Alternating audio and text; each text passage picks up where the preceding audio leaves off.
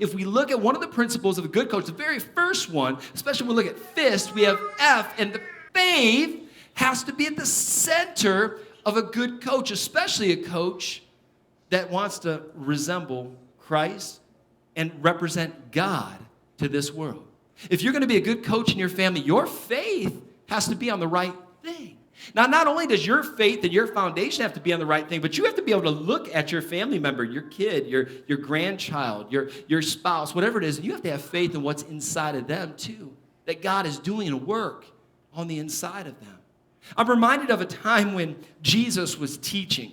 And in fact, we're going to look at that right now.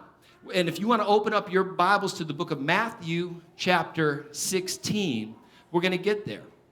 Because when we talk about a good coach and we talk about faith, we have to understand that a coach must have the ability to see something in you that you can't see in yourself. You have to be able to look within and see something within a person that maybe they can't see for themselves. Any good coach that you've ever had in your life was able to do that for you. They were able to look with such an incredible faith about your life and what you had that they saw things inside of you that you couldn't even see in yourself. In the book of Matthew, chapter 16, we read about Jesus.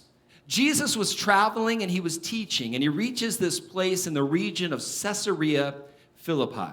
And we're going to start in verse 13. Matthew 16, verse 13. Here we go. It says, when Jesus came to the region of Caesarea Philippi, he asked his disciples, "Who do people say the Son of Man is?" They replied, "Some say John the Baptist, others say Elijah, and still others Jeremiah or one of the prophets. But what about you?" he asked. "Who do you say I am?" Peter answered, "You are the Messiah, the Son of the living God." I got to tell you, this was an incredibly important question for Jesus to ask. And he's asking about the Messiah, the Son of Man. Who do people say that is? Well, John the Baptist, one of the old prophets. But then Jesus reaches this moment where he looks at him and says, "Who do you say I am?" And when I think about that question, it's amazing because here we are 2,000 years later, and that question is important to you today as it was to the disciples in that moment. Who do you say that Jesus is? See, we have lots of different ideas of what that is. Even if we went around the room, some would say, "Oh, he was a good man. He was a great philosopher. He was a great teacher." And there's all these thoughts about who Jesus was, but this is the single most important question that you will ever answer in your life. Who is Jesus to you? Because you see, when life is done, that's all that matters.